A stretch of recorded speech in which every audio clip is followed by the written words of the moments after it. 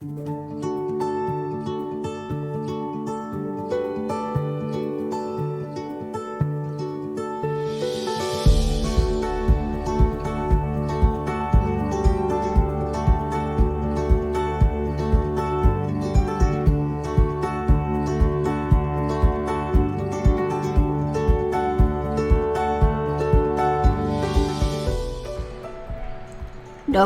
હસિત મહેતા ગુજરાતી સાહિત્ય ફોરમના મંચ ઉપરથી આજે હું આપને ડૉક્ટર હસિત મહેતા જેઓ આજના આપણા વક્તા છે તેમનો પરિચય આપતા આનંદ અનુભવું છું.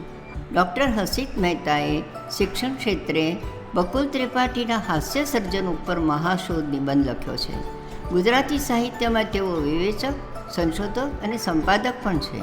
સાક્ષર યુગનું સાહિત્ય અને ગુજરાતી હાસ્ય સાહિત્યના તેઓ અભ્યાસી છે. તેમને લખેલા પુસ્તકોમાં ગોવર્ધનરામ ગદ્ય સંચય, ક્ષેમરાજ અને સાધ્વી, ગોવર્ધનરામ ત્રિપાઠી નાટકનું સંપાદન, સાહિત્યિક પત્રકારિત્વનો રૈખિક ઇતિહાસ, મણિમુદ્રા, શ્રેષ્ઠ ચૂંટેલા પટેલના સર્જનો અને તેનું વિવેચન, 32 લક્ષણા બકુલ ત્રિપાઠી, શ્રેષ્ઠ ચૂંટેલા બકુલ ત્રિપાઠીના હાસ્ય સર્જનો 2 ભાગમાં લખ્યા છે.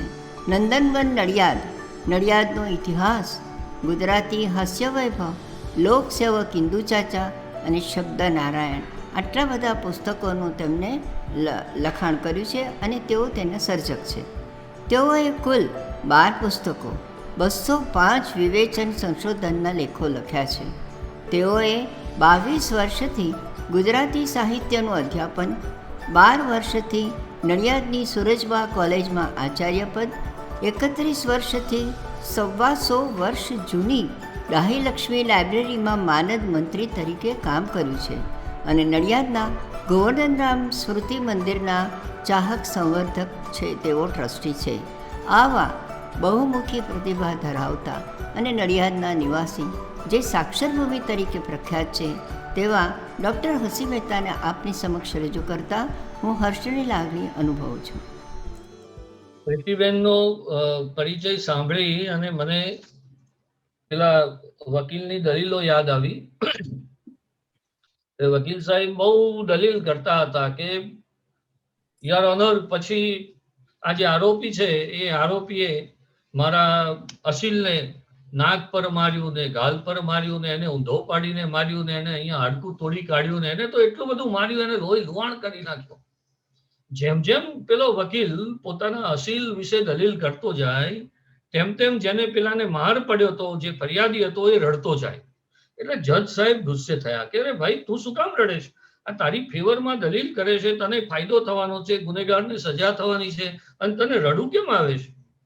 અને ત્યારે જે પેલો ફરિયાદી છે એ રડતા રડતા એટલું જ બોલ્યો કે હું એટલે રડું છું જજ સાહેબ કે મને આટલો બધો માર્યો હતો એ મને આજે ખબર પડી. એટલે આ પ્રીતિબેને પણ ડૉક્ટર હસિતભાઈ કહ્યું તો હું શોધવા માંડ્યો કે આ કોની વાત ચાલે છે. મારે તો સાવ એક સાદા માણસની સાદી સમજણ, એમાં એક ખાસ કરીને ગુજરાતીની એક સાદી સમજણ અને એ હળવી સમજણ, એના વિશે આજે તમને સૌને વાત કરવાની છે. હાસ્યની અથવા તો હાસ્ય વિશેની વાત કરું છું ત્યારે મને જ્યોતિન્દ્રનું એક અદ્ભુત કોટ યાદ આવે છે. જ્યોતિન્દ્રએ કહ્યું હતું કે જે લોકોને હસતા આવડે છે એ હાસ્યની મજા માણી શકે છે. જેને હસતા આવડતું નથી એ બીજાને હસાવી શકે છે, પણ જેને હસતા કે હસાવતા બંને આવડતું નથી એ હાસ્યનું વિવેચન કરવા બેસે છે. એટલે આપણે આજે હાસ્યની વાત કરતી વખતે ઇમર્શને કહેલું એ યાદ રાખવું પડે કે હાસ્યનું વિવેચન અને દેડકાનું વિચ્છેદન, હાસ્યનું વિવેચન અને દેડકાનું વિચ્છેદન આ બંને સરખી બાબત છે. બંનેઓને અંતે જ્ઞાન મળે છે, પણ તેમાં દેડકાનું મૃત્યુ થાય છે. એટલે આપણે હાસ્યને જ્યારે માણીએ છીએ ત્યારે એને માણવાનું હોય, પણ દોસ્તો આજે આપણી પરિસ્થિતિ, આપણો આજનો સમય, આપણી સમસામયિક પરિસ્થિતિ, માનવ નિયતિ જે તબક્કામાંથી પસાર થઈ રહી છે ને એને સમજવાની ખૂબ જરૂર છે. જો આપણે એને સાચા અર્થમાં સમજીશું નહીં ગતાનુગતિક ન્યાય જ જીવે રાખીશું તો આપણે ઉપનિષદમાં કહ્યું છે તેમ આંધળા અંધકારમાં પ્રવેશી જઈશું. હું હાસ્યની વાત કરું એ પહેલા આજની થોડી પરિસ્થિતિ અને આજની પરિસ્થિતિમાં હાસ્યનું સ્થાન અથવા તો આજની પરિસ્થિતિમાં હાસ્યની જરૂરિયાત એના વિશે એક ગંભીર મુદ્દો મારે તમને સૌને કહેવો છે. આપણી પરિસ્થિતિ હાસ્ય અને કરુણ એવા બે સામસામેના માનવ ભાવોને એક સાથે જીરવવાની છે. માણસના મનમાં જે સ્થાયી ભાવ હોય છે એમાંથી રસ પ્રગટે છે. આ રસની ચર્ચા કરનારને જે રસની ચર્ચા કરનાર આપણા જે મોટા મમ્મટ ને આનંદવર્ધન ને કુંતક ને આ બધા જે રસશાસ્ત્રીઓ થઈ ગયા, એ પણ જો આજે હોત ને તો એમણે એક નવું રસશાસ્ત્ર ઊભું કરવું પડ્યું હોત એવી પરિસ્થિતિ આજે સર્જાઈ છે. કારણ કે હવે કરુણને નિષ્પન્ન કરવા માટેના સાધનો હાસ્યમાં રહેલા છે અને હાસ્ય પ્રગટે છે એની પાછળ કરુણની વેદના એક પેકેજ રૂપે આવે છે. આપણી પાસે જે ફાર્સ છે એ ઇટ્સ અ ટ્રેજિક ફાર્સ. જે કોમેડી છે ઇટ્સ અ ટ્રેજિક કોમેડી. આપણો સેમ્યુઅલ બેકેટ પણ કે પછી ગેન્ડ્રોલ નામનો પેલો બેલ્જિયમ નાટ્યકાર એના પેન્ટાગ્લિસ નામના નાટકમાં સમજાવે છે કે ફાર્સ ટુ મેક યુ વીપ. પિરાન્ડેલોએ પણ આ જ રીતે વાર્તાઓ લખી છે. એ ખડખડાટ હસાવે છે, પણ હસાવ્યા પછીની જે ક્ષણ છે, તમારું હાસ્ય જ્યાં થંભી જાય છે એ પછીની જે ક્ષણ છે ને એ પેલી કરુણતાને સર્જે છે. અને શેક્સપિયરે તો પોતાનું નાટક પૂરું કરતા કહી દીધેલું, ધ રેસ્ટ ઇઝ સાયલેન્ટ. હા દોસ્તો, આ સાયલેન્સ એ આપણું આજનું નસીબ છે. બીજી વાત કે પેલા હેમલેટની જોડે બે વિકલ્પ હતા. એની પાસે આ બે વિકલ્પો હતા ને એ જ કેટલી મોટી ઘટના છે. નવો જે અસ્તિત્વવાદ છે એ પણ એમ જ છે કે you are free to make a choice, your choice. આજે આપણી પાસે વિકલ્પ નથી. તમારી પોતાની સ્વતંત્રતા શેમાં છે અને એ માટે તમે કયો વિકલ્પ પસંદ કરો છો એમાં તમારી સ્વતંત્રતા સાચી રહેલી છે. પછી your choice bind to you. તમે જે પસંદગી કરી એનાથી તમે બંધાયેલા રહ્યો છો. અને આ બધી વાત પતી ગયા પછી એ જમાનાની જુદી જ વાત આજે આપણે અનુભવી રહ્યા છીએ. એવું તો શું બની ગયું કે આ છેલ્લા 2-3 દાયકામાં આપણે જાણે કે અનેક સદીઓ રફતારી તેજથી વટાવી હોય, સમેટી લીધી હોય. પેલા હેમલેટને તો to be or not to be, that's the question. હોવું કે ન હોવું, અસ્તિત્વ સ્વીકારવું કે ના સ્વીકારવું, એ પ્રશ્ન હતો. દોસ્તોવસ્કીના નાયકને પણ આવી ખુમારી હતી ને એણે કહી દીધેલું કે આવી દુનિયા જો તારી હોય તો I did not ask for the entrance ticket. હું એમાં પ્રવેશવા માંગતો જ નથી. અને જો છતાં તે મારા પર દયા આણીને મને પ્રવેશ આપ્યો હોય તો લઈ લે, મારે નથી જોઈતો. આલ્બેર્ટ કામુએ પણ કહ્યું હતું કે that is my privilege to and myself. આ આખી જે પરિસ્થિતિ છે એમાંથી આપણે આજે પસાર થઈ રહ્યા છીએ. પણ સાચી વાત એ છે કે મરણને પણ આપણે ક્યાં સમજીએ છીએ આજે. તો મરણ ક્યાં આપણું પોતાનું છે એવી રીતે આપણે એને જોઈ રહ્યા છીએ. એટલે બેકેટ કહે છે કે એવી ચોઈસ, એવા વિકલ્પ આપણી પાસે નથી રહ્યા. આપણી પાસે જે છે ને એ to be or not to be નથી, પણ to be and to be છે. બંને સાથે કરવાનું છે. તમે જોશો કે જિંદગીની કેટલી બધી પળોમાં આપણે આપણામાંથી જ ગેરહાજર રહીએ છીએ. એક સાચો કે સંવેદનશીલ માણસ અત્યારે જે મોટી કળા શીખ્યો છે ને, અને એ શીખવી મને પણ બહુ જરૂરી લાગે છે ને, એ છે કે તું withdraw your self from the immediate situation. પોતાની જાતને પાછી ખેંચી લેવી and go to non existence. ધીમે ધીમે અનઅસ્તિત્વમાં પ્રસરી પડવું. કારણ કે સંવેદનાને ટકાવી રાખવીને એ બહુ અઘરી વાત છે દોસ્તો. એટલે જ કિર્કેગાર્ડે પણ કહેલું કે આપણે જીવવાની પ્રક્રિયા માટે જેટલી ચેતનાની જરૂર છે ને એનાથી વધારે ચેતનાની જરૂર આપણે જીવનને ટકાવી રાખવા માટેની છે. હાસ્ય આપણને આ ટકાવ આપે છે. હાસ્ય આપણને આ સધિયારો આપે છે. ગમે તેવી કરુણ પરિસ્થિતિમાં પણ જો આપણે એને હળવી રીતે એક ત્રાહિત વ્યક્તિ તરીકે, આઉટસાઇડર તરીકે એને જો સમજી શકીએ તો જ આપણે ટકી શકીએ એવી વસ્તુ છે. આપણે ઘણા વખતથી માણસને સમજવાનું, સામા માણસને સમજવાનું છોડી દીધું છે. એની કરુણતાને આપણે જોઈ નથી શકતા જે હાસ્યકાર જોઈ શકે છે. એ નરી આંખે સૂક્ષ્મનું દર્શન કરી શકે છે અને તેથી જ એ કરુણને પણ હાસ્યના રંગે ચડાવીને રજૂ કરી શકે છે. આજે આપણે હાસ્ય સર્જનની, હાસ્ય સાહિત્યની વાતો કરવાના છે ત્યારે મારી આટલી સ્પષ્ટતા, આટલી ચેતવણી કે આખરે છેલ્લે આપણે હાસ્ય પછવાડે આવતું મૌન, એટલે કે હમણાં કહ્યું એમ હાસ્ય પછીની જે ક્ષણ છે ને એને સમજવાની છે અને તો આપણે હાસ્યનો આનંદ લઈ શકીશું, હાસ્ય રસનો આનંદ લઈ શકીશું, હાસ્યનો નહીં. એટલે કે બહુ ઝીણી વાત છે મારી, પણ આ અગત્યની વાત છે. આ તફાવત છે હાસ્ય અને હાસ્ય રસના સર્જન વચ્ચે. હાસ્ય એટલે હાસ્ય, હાસ્ય એટલે એ કોઈ પણ પ્રકારનું હાસ્ય, એ મિમિક્રીથી પણ સર્જાય, એ કોઈ પડી જાય, કોઈ અથડાય, કોઈ વિચિત્ર વસ્તુ થાય, સામાવાળાનું અપમાન થાય, અંધે કા પુત્ર અંધા એમ કહીએ અને જે સર્જાય એ બધું જ હાસ્ય. પણ હાસ્ય રસ એ જુદી વસ્તુ છે. હાસ્ય આપણને તત્કાળ અનુભવ કરાવે, તાળી પડાવે, પણ હાસ્ય રસ એ અંદરથી સ્પર્શે, એ અંદર જઈને સ્પર્શે, તત્કાળ નહીં પણ ચિરંજીવ અનુભવ કરાવે. ગુજરાતી અને તેમાંય અમદાવાદી કોઈ પણ નાનામાં નાની બાબતમાં પણ ગણતરી કરે, વેપાર કરે એ વાત બહુ જાણીતી છે. પણ આ પ્રજા ખબીરવંતી ગણાય છે એટલા માટે કે કપરી પરિસ્થિતિમાં પણ રસ્તો કાઢે છે, હળવી રીતે રસ્તો કાઢે છે, હસતા હસતા પણ એ કપરી પરિસ્થિતિઓને જીરવી લે છે. એ પણ એની એટલી જ મહત્વની લાક્ષણિકતા છે અને એ એના સાહિત્યમાં, એટલે કે ગુજરાતી સાહિત્યમાં વર્ષોથી દેખાતું આવ્યું છે. પણ ગુજરાતી સાહિત્યની જ્યારથી શરૂઆત થઈ એના ઇતિહાસની, ત્યારથી તે છેક જ્યોતિન્દ્ર દવે સુધી આ સાહિત્યને હાંસિયામાં ઉપેક્ષિત રાખવામાં આવ્યું છે.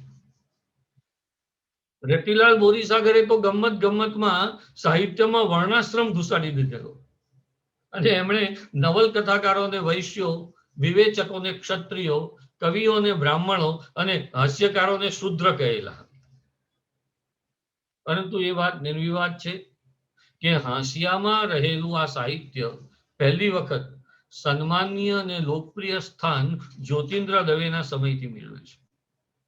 જ્યોતિન્દ્રનું પાંડિત્ય, એમનું સાત્વિક અને ફિલોસોફિકલ વ્યક્તિત્વ, એમનું હાજર જવાબીપણું, એમની પ્રત્યુત્પન્નમતિ એકદમ અદ્ભુત હતી.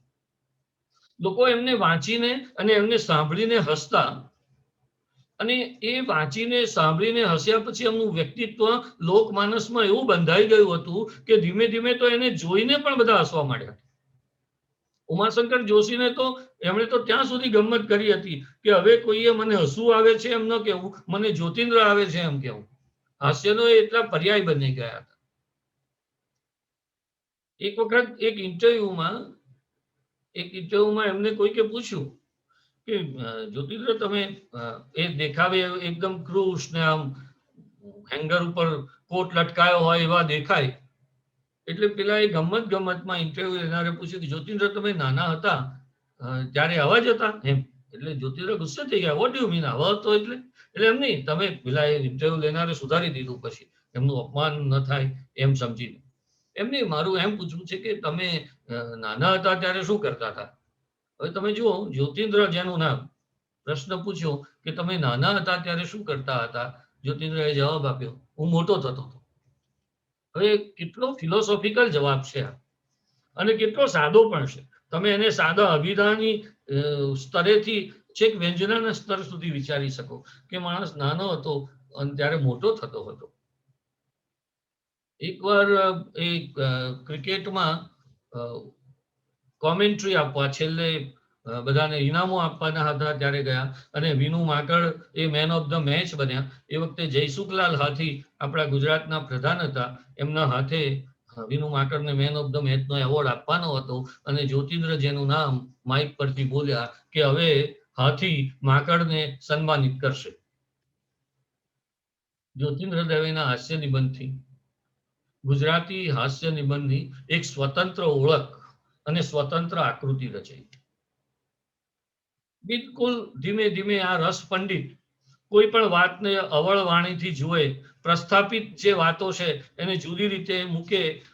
સિગારેટ અને સ્ત્રી દાખલા તરીકે કહું છું એમ આ અને આ એવા સરસ રીતે એ પોતાની વાતને, પોતાના મિત્રની વાતને, જનસમૂહની વાતને વ્યક્તિગત બનાવીને અથવા તો વ્યક્તિગત વાતને જનસમૂહ ઉપર થાપીને એ બહુ સરસ રીતે હાસ્ય નિબંધનું એક રૂપ જ્યોતિન્દ્રએ આપણને બાંધી આપ્યું. આ રૂઢિ એટલી બધી દ્રઢ થઈ ગઈ કે સમકાલીનો અને એમના અનુગામીઓ પણ હાસ્ય નિબંધ એટલે જ્યોતિન્દ્ર લખે એવો હાસ્ય નિબંધ. એ છેક રતિલાલ બોરીસાગર સુધી આ વાત ચાલી કે હાસ્ય નિબંધ કેવો લખાય, આ જ્યોતિન્દ્રએ લખ્યો તેવો લખાય. એના કારણે ગુજરાતી સાહિત્યએ હાસ્ય સાહિત્યમાં જે ખોયેલા દિવસનો ખંગ હતો એ પૂરેપૂરો વાળ્યો. એટલે કે બહુ ઝડપથી હાસ્ય સાહિત્ય મોટા પાયે અને મોટા જથ્થામાં લખાવા લાગ્યું.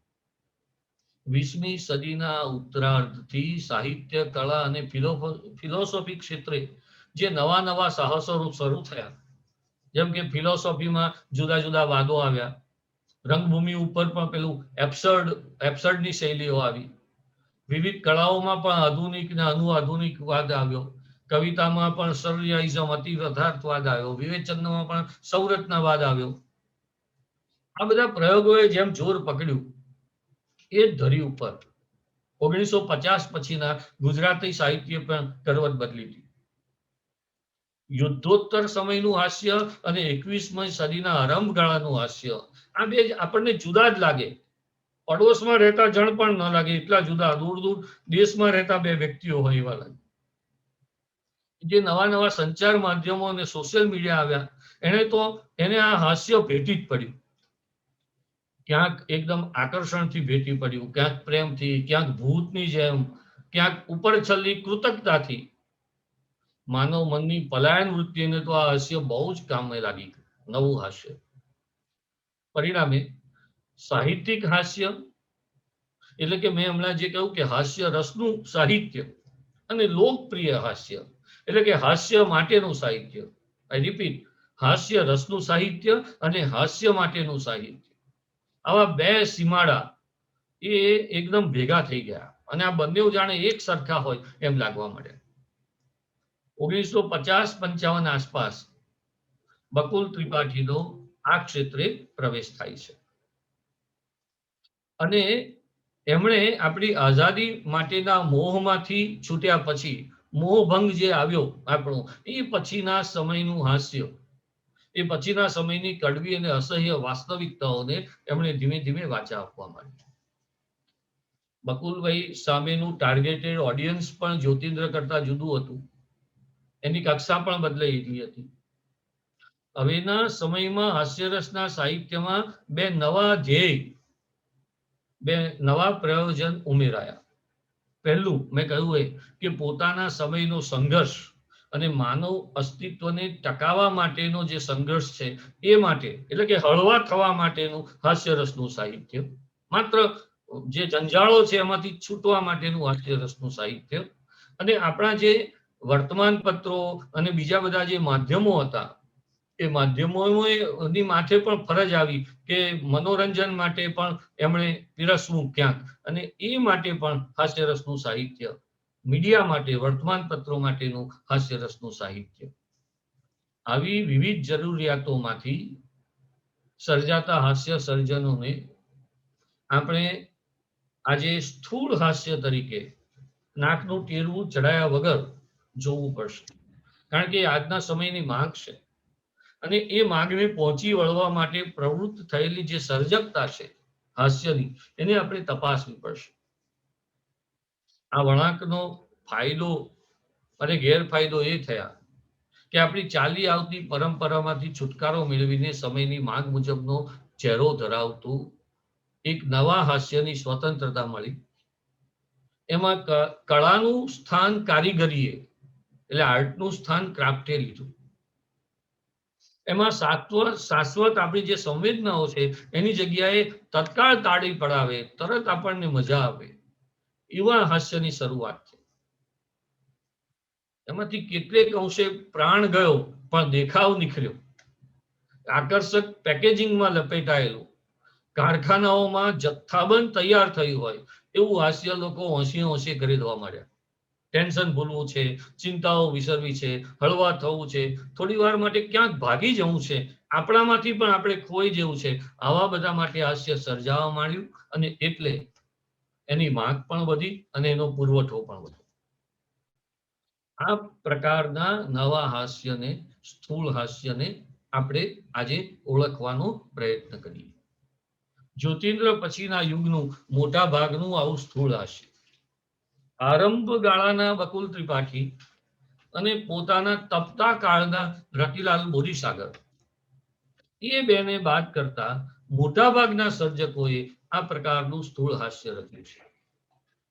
આપણે વિનોદ ભટ્ટ અને બકુલ ત્રિપાઠીના આવા હાસ્યના બે નાનકડા ઉદાહરણો જોઈએ.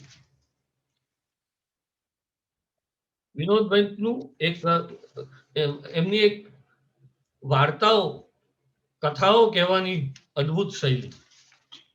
એક યુધિષ્ઠિર નામની એમની નાનકડી કથા. નામ તેનું યુધિષ્ઠિર. સરકારી અધિકારીના ઊંચા પદ પર હોવા છતાં ક્યારેય લાંચ ન લે, અત્યંત પ્રમાણિક. પોતાના અંગત કામ માટે પણ સરકારી ટેલિફોનનો ઉપયોગ કરે તો 8 આનાની પોસ્ટની ટિકિટ ખરીદીને ફાડી નાખે. ટેક્સ કલેક્શન ખાતામાં હોવા છતાં ન્યાયી નજર રાખે. કાયદેસર રીતે થતો લાભ પ્રજાને કરી આપે નિરપેક્ષ ભાવે. પગાર ઓછો ને લાંચ ખાય નહીં એટલે એની પાસે સ્કૂટર નહોતી, તે સાયકલ વાપરતો. પણ પ્રમાણિકતાને પોતાનું તેજ હોય છે. આ તેજને લીધે યુધિષ્ઠિરની સાયકલ જમીનથી 1 વેદ અદ્ધર રહેતી. આ રીતે એક દિવસ રસ્તા પર જતા એને રોકીને ટ્રાફિક પોલીસે ઠપકો આપેલો કે સર્કસમાં થતા પ્રયોગો જાહેર રસ્તા પર તે કઈ થતા હશે? ચાલો નામ લખાવો. યુધિષ્ઠિર, એને પોતાનું નામ કહ્યું. ડાયરીમાં નામ લખતો પોલીસ અટકી ગયો. પછી એને દયા આવી હોય એમ બોલ્યો, આટલી વખત જવા દઉં છું, ફરીથી આવું નહીં કરતા. યુધિષ્ઠિર મનમાં હસતો સાયકલ ઉપર સવાર થઈને પોલીસ પાસેથી પસાર થઈ ગયો. તે જે પોળમાં રહેતો એ પોળના રહીશો પણ સાયકલ પર જતા ત્યારે એની સામે કુતૂહલતાથી જોતા. એક દિવસ એક વેપારી તેની પાસે આવ્યો. એનું કામ યુધિષ્ઠિરે સારી રીતે પતાવી આપેલું એટલે ખુશ થઈને એને કંઈક આપવાનું વિચાર્યું, પણ આ માણસ ચોખ્ખો છે એટલે એવું કશું એ નહીં આપે અને આપીશ તો માઠું લખાડશે એવો ડર વેપારીને લાગ્યો. અચાનક એને કઈ યાદ આવતા ખિસ્સામાંથી એને એક કિચેન કાઢી યુધિષ્ઠિર સાહેબના ટેબલ પર સરકાવતા કહ્યું, સાહેબ આ તમારા માટે છે. સાહેબ તમે તેની સામે જોઈ રહ્યા એટલે વેપારી બોલ્યો, આ તો સાહેબ ગિફ્ટ આર્ટિકલ. ને કિચેન ટેબલ પર છોડીને વેપારી એ ચાલ્યો ગયો. તેના ગયા પછી કિચેન હાથમાં લઈ રમાડતા યુધિષ્ઠિરે મનમાં વિચાર કર્યો, અને લાંચ કહેવાય કે નહીં? કિચેનની પાછળ લખ્યું હતું, તમે જો હાસ્યકાર અહીંયા છે, મેં કહ્યું કે સ્થૂળ હાસ્ય, મેં કહ્યું કે પોતાના સમયની માંગને, ચહેરાને રજૂ કરતું હાસ્ય એ અહીંયા છે. એના ગયા પછી કિચેન હાથમાં લઈ રમાડતા યુધિષ્ઠિરે મનમાં વિચાર્યું, અને લાંચ કહેવાય કે નહીં? એ કિચેનની પાછળ લખ્યું હતું, નરોવા કુંજરોવા. એ દિવસે ઓફિસ છૂટ્યા પછી યુધિષ્ઠિરે સ્ટેન્ડમાંથી સાયકલ બહાર કાઢી. સાયકલ પર બેસવા જતા તેણે જોયું તો આજે એની સાયકલ જમીનથી 1 વેદ નીચે ઉતરી ગઈ હતી. તેના ટાયર જમીનને અડકતા હતા. આ ચમત્કાર જોઈને તે સહેજ મરગ્યો. પછી મનોમન બોલ્યો, આપણે ત્યાં છે ને પન્નાલાલ પટેલ અને બધા જે સારા વાર્તાકારો છે દોસ્તો, એ સારા વાર્તાકારો માટે એક અદ્ભુત એનું વિશેષણ કહેવાતું કે આ વાર્તાઓ પૂંછડીએ ચોટ આપે છે. પૂંછડીએ ચોટ એટલે છેલ્લા વાક્ય જાણે વાર્તાની શરૂઆત થતી હોય તમે આ નિબંધ પણ આ સ્થૂળ હાસ્ય પોતાના સમયની ભ્રષ્ટાચારની સરકારી અધિકારીની આ બધી વાતોના ધ્યાને રાખી અને આ નિબંધનું છેલ્લું વાક્ય બહુ ધ્યાનથી વાંચવા જેવું, સાંભળવા જેવું છે. આ ચમત્કાર જોઈને તે સહેજ મરક્યો. પછી મનોમન બોલ્યો, હાશ, ચાલો, સારું થયું, પડવાની બીક હવે નહીં લાગે. એટલે એને કઈ પડવાની બીક, એને ક્યાં પડવું હતું, એ કેવી રીતે પડ્યો. બકુલભાઈનું પણ આ જ પ્રકારનું હાસ્ય, એક નાનકડો પીસ. બકુલભાઈ તો પાછા પ્રયોગો પણ બહુ કરતા. એને તો જાત જાતના ઇન્ટરવ્યુઓ લખ્યા, કંકોત્રીઓના પણ ડ્રાફ્ટ કર્યા, ક્રિકેટની કોમેન્ટ્રી કરી, મુશાયરાના સંચાલનો કર્યા. આ બધું લેખનમાં. સંવાદો કરે, ટેલિફોનિક સંવાદો કરે, સ્વર્ગમાં વાર્તાઓ કરે, કાવ્યો લખે, ગદ્ય પદ્ય લખે, જેમાં કવિતા બને કે નહીં ખબર નથી, પણ હાસ્યરસ અદભુત પ્રગટે. રાધા 100 ગીત તારા લખવા કબૂલ છે, પણ કાનાનું નામ નહીં આવે, બોલ તને મંજૂર છે, મંજૂર છે, મંજૂર છે. કવિ આજે ચીડાયા છે. કવિને એમ છે કે આ પ્રેમની વાત આવે એટલે બધા કનૈયાની જ, કૃષ્ણની જ કવિતા લખે છે. તો આજે કવિને કૃષ્ણ વિનાની કવિતા લખવાનું મન થયું. એટલે બકુલભાઈએ લખ્યું કે રાધા 100 ગીત તારા લખવા કબૂલ છે, પણ કૃષ્ણનું નામ નહીં આવે, બોલ તને મંજૂર છે, મંજૂર છે, મંજૂર છે. બંસરીની વાત નહીં આવે, બોલ તને મંજૂર છે, મંજૂર છે, મંજૂર છે. વાક નથી તારો, મને વેર નથી મનમાં, પણ આજે નિર્ધાર મારો પાકો, કૃષ્ણ કેરા જાદુથી મુક્ત ન એકેય કવિ, પાડ્યો એણે છે કેવો છાકો. બીજા છો ડરતા ને ભરતા છો ખંડણી, હું તો કવિ કાંત્રી ધ્વજ ધારી, ડરતો ન કૃષ્ણથી, કવિઓને કહેતો છે દુનિયા કનૈયાથી થાકી. એટલે આમ લાંબી વાત કરે છે, કેમ કાનાનું નામ નહીં. અને પછી કવિતામાં રાધા પ્રવેશે છે અને રાધા કવિ જોડે, એટલે બકુલભાઈ જોડે વાત કરે છે બીજા ભાગમાં, કે ઘંટડિયું રણકીને રાધાજી ટવક્યા કે મારી પરવાનગી શું માગો, કૃષ્ણ વિનાની તમે 101 શું, 1,00,000 ગીતડાઓ ગાઓ, પણ કેમ કરી ગાશો, મને એનું છે અચરજ. કેમ કરી ગાશો, મને એનું છે અચરજ. આ આટલામાં 7 વાર આવ્યો. અને પછી છેલ્લે એનું બધું વર્ણન કર્યા પછી છેલ્લી જે લીટી છે એ બહુ જ સરસ છે. કપરું છે કામ, ભલી તમને આ હોશ છે કે કાનાનું નામ નહીં લેવું, પણ કેમ કરી ગીત તમે રચશો રાધાનું, એના એક એક અક્ષરમાં કાનું. એટલે બકુલભાઈ આપણને બહુ સરસ રીતે, સૂક્ષ્મ રીતે હસાવે, પણ આજના સમયની માંગ મુજબ હસાવે.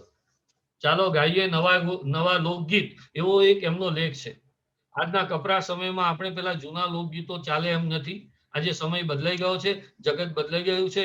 દાખલા તરીકે એક જમાનામાં કુકડો બોલે બહાણું વાતું, આજની જિંદગીમાં સવારમાં કુકડે કૂક કરનારા કુકડા કેટલા, અને ગામમાં જે કુકડા છે તે પણ સાંભળ્યું છે તેમ હવે ઊંઘણસી થઈ ગયા છે. આજે તો આપણો છાપાવાળો એ જ આજે આપણો કુકડો, અને છાપું એ પોકાર એ આપણા માટે કે જાણે કુકડે કૂક. હજુ ક્યાંક ક્યાંક પ્રભાતિયા ગવાય છે, પણ એ દાખલા તો ઘણા ઓછા. અમારા એક પડોશી વડીલ હજી વહેલી સવારે જાગને જાદવા ગાય છે. વહેલી સવારે એ જાગને જાદવા કૃષ્ણ ગોવાળિયા લલકારતા હોય ને, ત્યારે કૃષ્ણ જાણે એમનો છોકરાનો છોકરો હોય ને એમ એ બૂમ પાડીને વળતા હોય ને, એમ કે અલ્યા આળસુ, હજી કુંભકર્ણની જેમ કેમ ઊંઘે છે, અલ્યા ઉઠ, નહીં તો હાડકા ખોખરા કરી નાખીશ. એવી અદાથી એ મોટેથી ગાય જાગને જાદવા. અને પછી એમાં ધીમે રહીને ઉમેરે, તુજ વિના રહેનમાં કોણ જાશે. એ ગાતી વખતે કોણ શબ્દ પર એવો ભાર મૂકે કે જાણે તું નહીં તો કોણ, તારો બાપ જશે, એવું કહેતા ન હોય. અને દહીં તણા દહીં થરામાં અને ઘી તણા ઘેબરામાં, એ દહીં તણા અને દહીં થરા વચ્ચે જરા વિરામ લે છે. પહેલા જાણે પડકાર ફેંકતા હોય ને એમ બોલે દહીં થરા, અને પછી પડકારનો એવો પ્રચંડ પ્રત્યુત્તર વાળતા હોય એમ ગર્જના કરે, દહીં થરા, દહીં થરા, દહીં તણા દહીં થરા, ઇન્કલાબ જિંદાબાદ, એમ પુકારતા હોય એવું જ લાગે. અને પછી ઘડિયલ દૂધ તે કોણ પીશે, ગાતી વખતે તો મારે ન કહેવું જોઈએ, પણ જાણે એ રીતસરનો ઠૂઠો મૂકતા હોય એમ જ લાગે. તો આ રીતે બકુલભાઈ વિનોદભાઈ, રતિભાઈ, છેક અશોક દવે સુધી આ બધા 21મી સદીનો આપણો પહેલો દાયકો અને 20મી સદીનો છેલ્લો દાયકો ગુજરાતી હાસ્ય માટે બહુ સુકન્યાળ ગણાયો છે. આ અગાઉ ક્યારેય કોઈ એક દાયકામાં એક સાથે આટલી કલમો ગુજરાતી હાસ્ય સાહિત્ય ક્ષેત્રે સક્રિય થઈ હોય એવો બહુ જૂજ દાખલાઓ છે. અને એમાંય હાસ્ય કોલમિસ્ટો તો ગઈ સદીના કોઈ પણ સમયમાં હાસ્ય ક્ષેત્રે આટલા સક્રિય નહોતા જે આ સદીમાં થયા. આવા નવ સર્જકોમાં મિત્રો જે 3-4 નામ વિશેષ ઉમેરી શકાય એવા છે, એમાં મારે આજે એક નામ ઉમેરાયેલું છે જે તમને કહેવું છે. એ નામ છે ઉર્વિશ કોઠારી. ઉર્વિશ કોઠારી એક પ્રતિબદ્ધ, નીડર અને અભ્યાસી પત્રકાર, એ રીતે બહુ જાણીતા છે. પત્રકારત્વના એમના લેખોમાં હાસ્ય કટાક્ષના ચમકારા સતત દેખાય છે. એક સમર્થ હાસ્યકાર તરીકેની એમની પ્રતિભા કટાર લેખક જેટલી જાણીતી નથી. ઉર્વિશ કોઠારી એટલે અમદાવાદની જાણીતી સોનાવાલા હાઈસ્કૂલના વિદ્યાર્થી, અમદાવાદની MG સાયન્સ કોલેજના વિદ્યાર્થી, અભિયાનથી માંડીને આરપાર, સંદેશ, ભાસ્કર અને ગુજરાત સમાચાર જેવા માતબર મીડિયા હાઉસોમાં પત્રકારત્વની કારકિર્દી ઘડનારા વિદ્યાર્થી. કોઈ કોલેજમાં અંકલ લાગે એવી વયે પત્રકારત્વમાં PG માટે ગયેલા, ગુજરાત યુનિવર્સિટીમાં ભણવા ગયેલા એવા વિદ્યાર્થી અને ગુજરાત વિદ્યાપીઠમાં પત્રકારત્વ વિદ્યાશાખામાં જ PhD થઈને ડોક્ટર બનેલા આ વિદ્યાર્થી. એમની પહેલી જ ઓળખ પત્રકારત્વ ક્ષેત્રે ઉત્તમ સ્તંભ લેખકની છે. પરંતુ આ કટાર લેખકની સાચી ઓળખ આપણા સાંપ્રત ગુજરાતી હાસ્ય સાહિત્યના પ્રથમ હરોળના ઉત્તમ હાસ્ય સર્જકની જ રાખવી પડે એમ છે.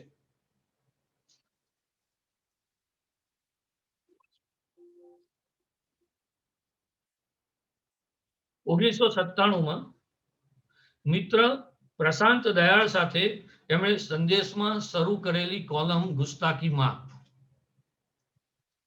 98માં એ એમની પત્રકારત્વ અને એની સાથે હાસ્યની આ કોલમ ગુસ્તાકી માફ.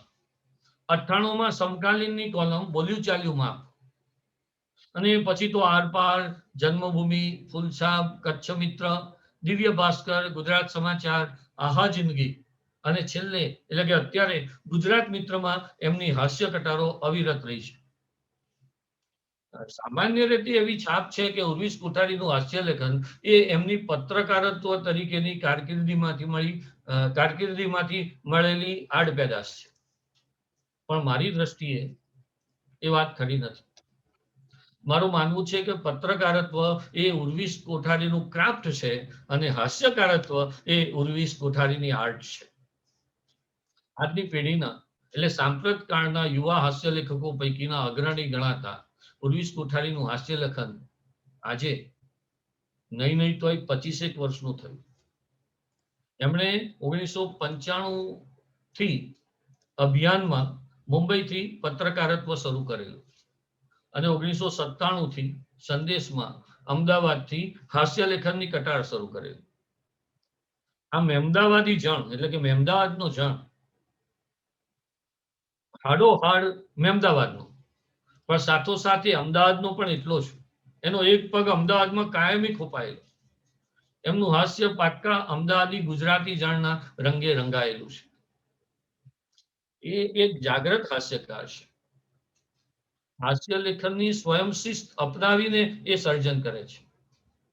હાસ્ય લેખનમાં શું કરવું અને ખાસ તો શું ન કરવું એની એને પૂરી સ્પષ્ટતાથી ખબર છે. અને એ વાત એમણે એના પ્રથમ હાસ્ય નિબંધ 32 કોઠે હાસ્યમાં એ પુસ્તકની જે એમણે પ્રસ્તાવના લખી, એ પ્રસ્તાવનાનું શીર્ષક છે પસ્તાવાના. એ શીર્ષકમાં એમણે આ કેફિયત આપી છે કે શું કરવું એના કરતા હાસ્યમાં શું ન કરવું એની મને બરાબર ખબર છે. હાસ્યમાં પણ એ તત્વતઃ કટાક્ષકાર છે, વ્યંગકાર છે.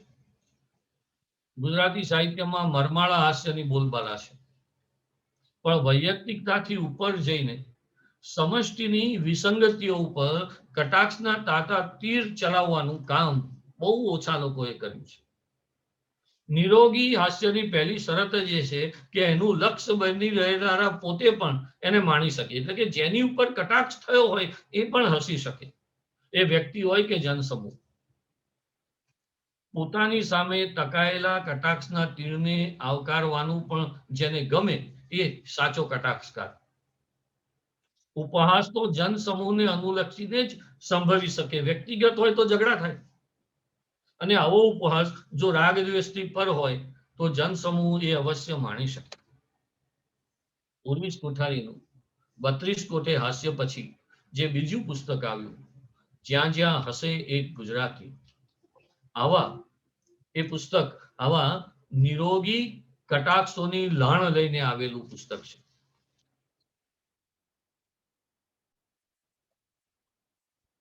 પુસ્તકની ઉડીને આંખે વળગે એવી બે વિશેષતાઓ. એક તો સાહિત્ય, તત્વજ્ઞાન, ઇતિહાસ વગેરેના સંદર્ભોની હાસ્ય નિષ્પત્તિ અર્થે અહીંયા આગળ જે વિનિયોગ કરવાની આપણા હાસ્ય નિબંધોની પરંપરા છે એને બરાબર જાળવી છે.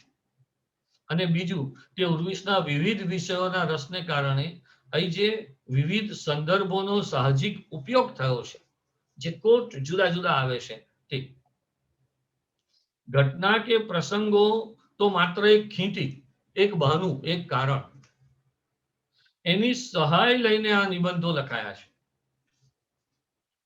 ક્યારેક કોઈ રમૂજને કે ક્યારેક કોઈ સંવાદને પણ એમાં મદદે લેવાયું છે.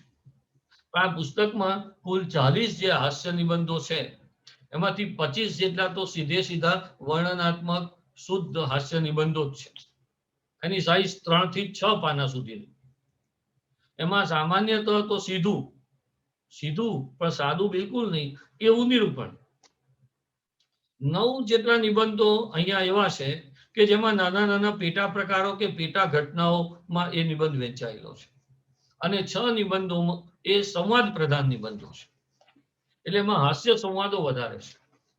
ઇન્દુલાલ યાજ્ઞિકનો ઇન્ટરવ્યુ આખે આખો મુલાકાતનો એક જુદો જ પ્રયોગ છે. આ પુસ્તકના 40 નિબંધોમાં 7 જુદા જુદા વિભાગો છે: ખાણીપીણી, જીવન દર્શન, રીત રિવાજ, ઇતિહાસ વર્તમાન, વિકાસ એટલે કે રાજકારણ, ભાષા સાહિત્ય, આવા જુદા જુદા વિષયોમાં આ નિબંધો વહેંચાયેલા છે. આ બધામાં પોતાની જાતને સાવ અળગી રાખીને ઉર્વિશ એક વ્યંગકાર તરીકે અહીંયા આગળ મનુષ્યની જુદી જુદી લીલાઓને નિહાળે છે, અને પછી વિશિષ્ટ ભાષા શૈલીથી એનું ઠંડે કલેજે આલેખન કરે છે. આ સંગ્રહની ટૂંકી ઓળખ જો આપવી હોય તો એટલી જ છે, એમણે પોતે લખ્યું છે કે ગુજરાત અને ગુજરાતીઓ વિશેના હાસ્ય લેખો. કદાચ આવું સાહસ ઉર્વિશભાઈએ પહેલા કર્યું છે કે માત્ર ગુજરાત અને ગુજરાતીઓ વિશેના પુસ્તકો તો ઘણા છે, પણ એમની પરના હાસ્ય લેખો, એટલે જોક નહીં, મિમિક્રી નહીં, ટૂચકાઓ નહીં, પણ એમના નાના નાના નિરીક્ષણો, અને એ નિરીક્ષણોને પાછળ છુપાયેલું પેલું કરુણ, પેલી અવદશા, અવળ તર્કથી સાચો તર્ક સુધી પહોંચાડવાની મથામણ. ગુજરાતીઓની ખાણીપીણી, રહેણીકરણી, ટેવો કુટેવો, પ્રગતિ, અવળી ગતિ, નાગરિકો, નેતાઓ, આવા અનેક વિષયો ઉપર વ્યંગ કરતી અઢળક સામગ્રી આ પુસ્તકમાં છે. અને એ માટે ઉર્વિશની અવળવાણી એટલે કે અવળ તર્ક, અને એ અવળ તર્ક માટેની શબ્દ રમતો કેટલી અદ્ભુત છે એ આપણે વાંચીએ. એમાં એક ભાજીપાઉં નામનો નિબંધ છે, એનો એક ફકરો. આ વાનગીનું ખરું નામ શું, એ સવાલના જવાબ સાથે નામાભિધાન શાસ્ત્રથી માંડીને નારી ચેતના જેવા ગંભીર મુદ્દા સંકળાયેલા છે. શીર્ષક છે ભાજીપાઉં. સ્ત્રી સમાનતાના આગ્રહીઓ માને છે કે તેનું ખરું નામ ભાજીપાઉં છે, અને ન હોય તો પણ એમ જ હોવું જોઈએ. સીધી વાત છે, નારી જાતિ તરીકે ભાજી આગળ અને પાઉંનો નંબર પાછળ આવે. પરંતુ જાગ્રતોના દરેક મંડળની જેમ આ મંડળમાં પણ બીજી છાવણી છે. તે એવું માને છે કે વાનગીનું નામ ભાજીપાઉં ધોળા ધર્મે ના ખપે. આ તો એના જેવું થયું, ફલાણા બેન ઢીકણા ભાઈ. પાછળ હંમેશા પુરુષનું જ નામ આવે. એવું કોણે કહ્યું? સ્ત્રીઓનું કામ કેમ નહીં, નામ કેમ નહીં? અમે તો એને ભાજી પાઉં જ કહીશું, પાઉંભાજી જ કહીશું. એમાંથી મસાલાની સાથે સાથે નારી ગૌરવની પણ સોડવામાં આવે છે. ખાણીપીણીના પ્રેમીઓ પોતાનો તર્ક લડાવતા કહે છે કે પાઉંની બધી વાનગીઓમાં નામમાં પાઉં બીજા નંબરે હોય છે. એ જ દુનિયા કા દસ્તુર હે. વડાપાઉં, મિસળ પાઉં, મસ્કા પાઉં, એ રીતે ભાજી પાઉં. સ્વદેશીના આગ્રહીઓ દ્રઢપણે માને છે કે પાઉં ઉર્ફે ડબલ રોટી એ વિદેશી વાનગી છે. એનું નામ આગળ રાખીને એનો મહિમા વધારવાની શું જરૂર? પહેલું નામ દેશી ભાજી અને પછી વિદેશી નામ પાઉં હોવું જોઈએ. તમે જુઓ કે મેં હમણાં કહ્યું કે એક ખીંટી, એક બહાનું, એક નિમિત્ત, અને એના પરથી ગુજરાતીઓની અવળ તર્ક અને ગુજરાતીઓનું શબ્દ રમત. ગુજરાતીઓની ગુજરાતી તરીકેની એક બીજી ઓળખાણ તે દાળ ભાત. હવે દાળ ભાત વિશેના એક લેખનો એક ફકરો. કેટલીક ફિલ્મોમાં જેમ અંતથી શરૂઆત થાય અને ફિલ્મ પૂરી થાય ત્યારે અંત ફરી પાછો આવે છે ને, એવું જ્ઞાતિ ભોજનોમાં ભાત વિશે બનતું હોય છે. પહેલા બધી વાનગીઓ સાથે અપુસણનો ભાત પીરસાઈ જતો અને ભોજનના અંતે તેનો વધારે વિગતવાર રાઉન્ડ આવતો. હું ભાત ખાતો નથી એમ કહેવું ત્યારે ફેશનેબલ ન હતું. એટલે ત્યારે ફેશનેબલ ન હતું એટલે બાકીનું અંડરલાઈન આપણે સમજવાની, બિટવીન ધ લાઇન્સ, કે હું ભાત ખાતો નથી એમ કહેવું ત્યારે ફેશનેબલ ન હતું, બલ્કિ તે લગભગ ખાનારની અધૂરપની, અસંસ્કારિતાની નિશાની ગણાતું. ભાત ખાધા પછી ઊંઘ આવે છે એવી દલીલ પણ ત્યારે અસ્તાને હતી. હવે જો આ દલીલ એટલે કઈ દલીલ? લેખકની દલીલ કે ગુજરાતીની દલીલ કે એ સમયની વ્યવસ્થાની દલીલ? એ હવેના વાક્યમાં સમજવાનું છે. ભાત ખાધા પછી ઊંઘ આવે છે એવી દલીલ ત્યારે અસ્થાને હતી, કારણ કે જેમની પાસે પંગતમાં બેસીને વાનગીઓ પીરસાય એની અનંત કાળ સુધી રાહ જોવાનો સમય હોય, એ ભાત આરોગ્યા પછી નિરાતે ઊંઘવાનો સમય ન કાઢી શકે એવું બને? દાળ ભાત ખાઈને હાથ ધોઈ નાખ્યા પછી એકાદ દિવસ સુધી હાથમાં એની સુગંધ રહી જાય એવો જમાનો હવે બદલાઈ ગયો છે. ચમચી વડે દાળ ભાત આરોગતા લોકોના હાથમાં દાળની સુગંધ કેવી રહે એ સવાલ તો ખરો જ, પણ મુખ્ય પ્રશ્ન દાળના મહાત્માયનો છે. એટલે આવા પુસ્તકમાં નિર્દોષ ને નિર્દંશ રીતે અહિંસક નિબંધથી માંડીને તમતમતા રાજકીય કટાક્ષોની રીતે એક જુદા પ્રકારના લેખો પણ છે. હાસ્ય લેખક વિશે હંમેશા એવું લાગ્યું છે કે એમનું એક કામ, કહો કે એમની એક ફરજ સત્તાધીશોની ફિલ્મ ઉતારવાનું છે. હાસ્યએ હંમેશા સમાજ સુધારાનું પણ કામ કર્યું છે, ભદ્રમ ભદ્રથી માંડીને આજ સુધી, અથવા સમાજના કુધારા સામે લાલ બત્તી ધરવાનું કામ પણ કર્યું છે. પ્રચારમાં રાજતા સત્તાધીશોનો વિશેષ એ લોકો પકડે છે.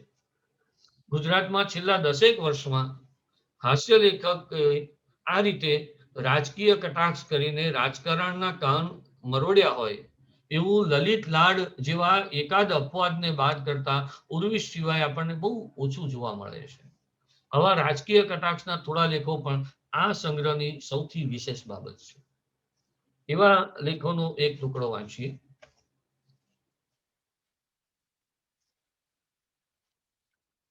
વિકાસના રસ્તે પુલ ખીલે હૈ ગુલશન ગુલશન. પુલ, બ્રિજ. વિકાસના પહેલાના યુગમાં પ્રિયતમાઓ ગલી મોહલ્લામાં રહેતી હતી.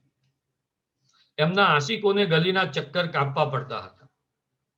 ગુજરાતીના અધ્યાપકો જેમ હોદ્દાની રૂએ વિવેચક લેખક અને કોલમિસ્ટો જેમ કોલમની રૂએ ચિંતક બની જાય છે, એમ ગલીના ચક્કર કાપતા આશિકો હોદ્દાની રૂએ શાયર અને મુફલિસ બની જતા. ગલીના નાકે આવતા પાનના ગલ્લે એમનું ખાતું ચાલુ થઈ જતું. વિકાસશીલ દેશોની જેમ આશિક શાયરો ચૂકવણીની ચિંતા છોડીને બિંદાસ દેવું કરતા હતા. તમે જો રાજકારણ ઉપરનો કટાક્ષ અહીંયા શરૂ થઈ ગયો કે વિકાસશીલ દેશોની જેમ આશિક શાયરો ચૂકવણીની ચિંતા છોડીને બિંદાસ દેવું કરતા હતા. કળિયુગમાં દેવું કરીને ઘી પીવાની પાચન તંત્ર માટે સલાહભર્યું ન હોવાથી તે દેવું કરીને પાન મસાલા ખાતા, એટલે કે ઘી નહોતા પીતા. એમ કરવાથી પાન મસાલાનો ધંધો અને દેવું કરવાની પરંપરા એ બંને જળવાઈ રહેતી. વિકાસના નવા ચહેરાની કલ્પના કરીએ તો ફ્લાયઓવરને તેના ગાલ પર રહેલા તલ સાથે સરખાવી શકાય. જો વિકાસ એક ચહેરો છે અને ફ્લાયઓવર એમાંનો એ ચહેરા પરના ગાલનો એક તલ છે. એની ઉપેક્ષા ન થઈ શકે અને તેનાથી જેમને કશો સીધો ફરક પડવાનો ન હોય એવા લોકો પણ તલથી અને ફ્લાયઓવરથી પ્રભાવિત થયા વિના ન રહે. કોઈ પણ શહેરનો વિકાસ થયો છે કે નહીં તેની અધરસ્તે થતી ચર્ચા ફ્લાયઓવર આવતા સુધી જ ચાલુ રહેશે, એટલે કે ફ્લાયઓવર આવતા બંધ થઈ જાય છે. આવો એક બીજો લેખ છે મેગા સિટી.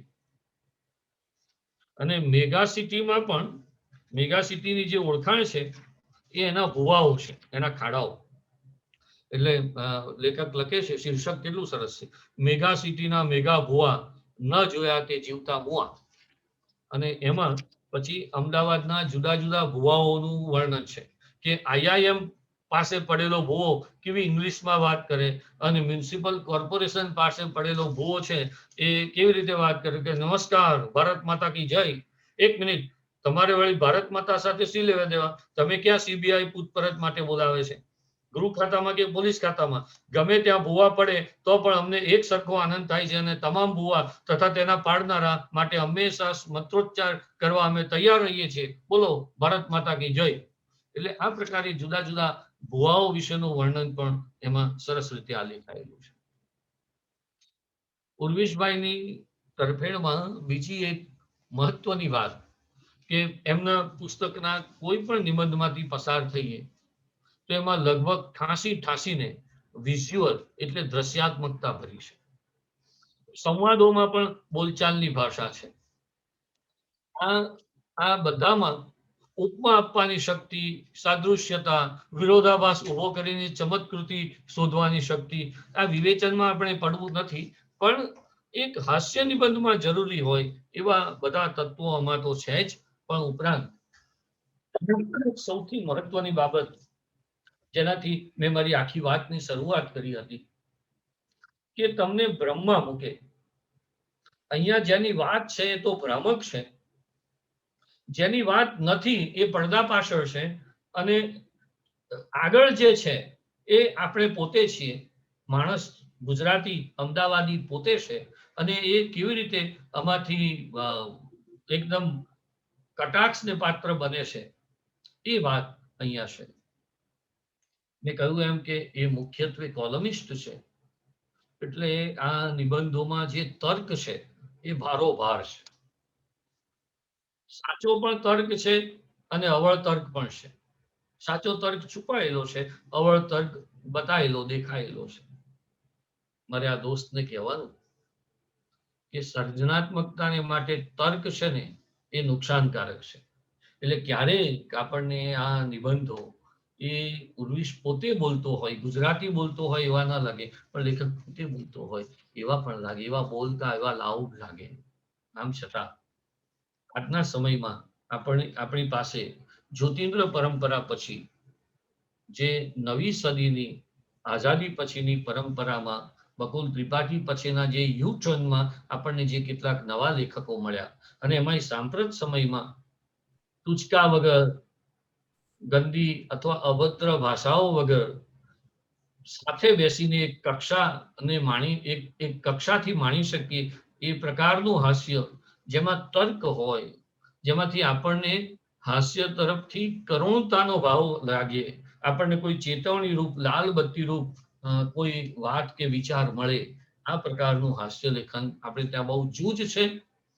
અને એ બહુ જ મોટા કાંકરાના ઢગલામાંથી બહુ જ મીઠા એવા ભાલિયા ઘઉંના સ્વાદ જેવો કોઈ એક અપવાદ આપણી જોડે હોય તો તે ઉર્વિશ કોઠારી છે, એમ હું માનું છું. દોસ્તો, હું આગ્રહ રાખું કે ચોક્કસ તમે એની કટાર લેખન કરતા પણ એના પુસ્તકો છે એને એકવાર તમે એમાંથી પસાર થશો તો મારી વાત સાથે તમે પણ સંમત થશો. તમે સૌએ મને આટલો સહન કર્યો એ માટે ખૂબ ખૂબ આભાર.